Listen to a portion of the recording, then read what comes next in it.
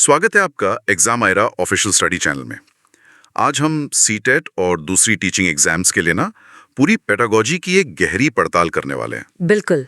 हमारा लक्ष्य ये है कि जो भी जरूरी कॉन्सेप्ट्स हैं, फिलॉसफी है, जो तरीके हैं, उनका सार निकालें, वो भी सीधे सीधे परीक्षा के नजरिए से। एकदम। और हम दो मुख्य हिस्सों पर फोकस करेंगे।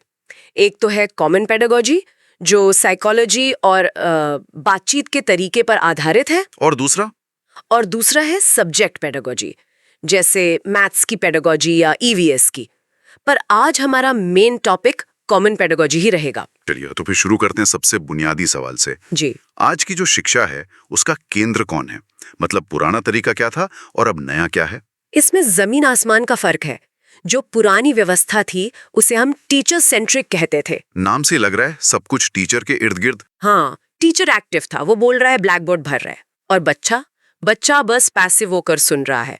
उस दौर में बच्चे को एक खाली बर्तन, मतलब एम्प्टी वेसल समझा जाता था, जिसे बस ज्ञान से भरना है। बिल्कुल, जिसे टीचर का काम है ज्ञान से भरना। और ये सोच सुनने में ही कितनी अजीब लगती है।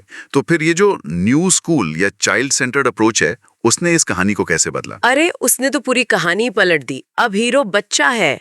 इस नए सिस्टम में टीचर और बच्चा दोनों एक्टिव है। Both active. अब शिक्षक लेक्चर नहीं दे रहा होता, बल्कि बच्चों के ग्रुप्स के बीच घूम घूम कर उनकी मदद कर रहा होता है। बच्चों को खुद से सीखने की आजादी, यानी ऑटोनॉमी दी जाती है। अच्छा। क्लास में अब एक तरफा भाषण नहीं, बल्कि एक डायनामिक इंटरैक्शन होता है। याद रखिए, एनसीएफ 2005 का मूल मंत्र है, सिस्टम बच्चे के लिए है, बच्चा सिस्टम के लिए नहीं। ये बात बहुत बहुत गहरी है कि सिस्टम को बच्चे के हिसाब से ढलना होगा। अच्छा, इसी से जुड़ा एक और बड़ा सवाल है। एक धारणा है कि बच्चा एक कोरी स्लेट या कोरा कागज होता है। क्या ये सच है? ये शिक्षा की दुनिया की सबसे बड़ी और कह सकते हैं सबसे दिलचस्प गलतफहमियों में से एक है। अच्छा। बच्चा कोरा कागज बिल्कुल नहीं है। वो अपने साथ अपने अनुभव, अपनी समझ और हाँ, कुछ मजेदार भ्रांतियां भी लेकर आता है। भ्रांतियां जैसे कि? जैसे एक बच्चे को लगता है कि सूरज मेरे पीछे पीछे चलता है। हाँ, ये तो होता है। या जो बड़े पेड़ हैं वो बूढ़े हो गए हैं। इन्हें हम भोली अवधारणाएं या नाइव थ्योरीज कहते हैं। और ये असफलता नहीं, बल्कि सीखने की एक खिड़की है। ये दिखाता है कि बच्चा अपने आसपास की दुनिया को समझने की कोशिश कर रहा है। वाह, मतलब ये गलतियां असल में एक एक्टिव दिमाग का सबूत है। तो एक टीचर को इन नाइव थ्योरीज के साथ क्या करना चाहिए? उसे डांटना चाहिए कि सूरज तुम्हारे पीछे नहीं चलता? नहीं, बिल्कुल नहीं।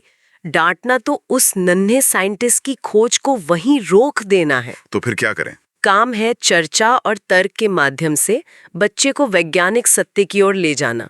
उससे बात करें, अच्छा तुम्हें ऐसा क्यों लगता है? ये उसकी ऑल्टरनेटिव कंसेप्शंस को समझने का एक हिस्सा है। तो अगर हर बच्चा इतना यूनिक है, अपनी सोच के साथ आ रहा है, तो उन्हें होशियार या कमजोर जैसे ग्रुप्स में बांटना, ये तो शुरू से गलत हो गया ना? है ना? आपने बिल्कुल सही नस पकड़ी है। हमें होमोजेनियस ग्रुप्स, यानी एक जैसी क्षमता वाले समूहों से बचना है। क्यों? क्योंकि वर्गीकरण और लेबलिंग जैसे औसत या होशियार का टैग देना बच्चों के लिए हानिकारक है। तो सही तरीका क्या है फिर? सही तरीका है हेट्रोजीनियस ग्रुप्स अपनाना, मतलब विषम जातीय समूह।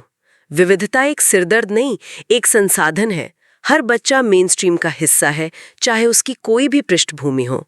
ठीक है। अब बात करते हैं समावेशी कक्षा की। इसमें विशेष आवश्यकता वाले बच्चे भी होते हैं।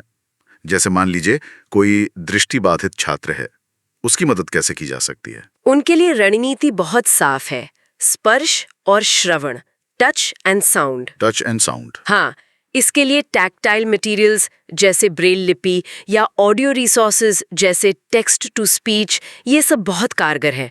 और जब टीचर बोर्ड पर लिखे तो उसे साथ साथ बोलकर भी समझाए। इसे वर्बलाइज राइटिंग कहते हैं। अच्छा, वर्बलाइज राइटिंग। मुख्य बात यह है, अपेक्षाएं कम ना करें, सहायता बढ़ाएं। बहुत बढ़िया। और कक्षा में जेंडर रूढ़िवादिता को कैसे चुनौती दी जा सकती है? जैसे वो कहते हैं मर्द को दर्द नहीं होता। ये क्लासिक स्टीरियोटाइप है। हाँ। यहाँ शिक्षक की भूमिका है कि वो लड़कियों की सकारात्मक और सशक्त छवि उजागर करें, कल्पना चावला से लेकर मैरी कॉम तक। और क्लास में कामों का बंटवारा लिंग के आधार पर बिल्कुल ना करें। मतलब सबको बराबर काम। बिल्कुल। उन्हें समझाना होगा कि लड़कों को भी दर्द होता है और भावनाएं सब में होती हैं। इन सब बातों से तो ये साफ है कि टीचर की भूमिका पूरी तरह बदल गई है। बिल्कुल, शिक्षक अब तानाशाह मतलब डिक्टेटर नहीं, बल्कि एक सहयोगी, एक कोलैबोरेटर और सुविधादाता यानी फैसिलिटेटर है। गाइड, सपोर्ट और एम्पावर। एग्जैक्टली। और सबसे जरूरी बात, अगर बच्चा फेल होता है तो व्यवस्था फेल हुई है। ये बहुत बड़ी बात है। अच्छा, आजकल ऑनलाइन क्लास का जमाना है, इसमें कम्युनिकेशन के कौन से प्रकार होते हैं? 2 मुख्य प्रकार हैं।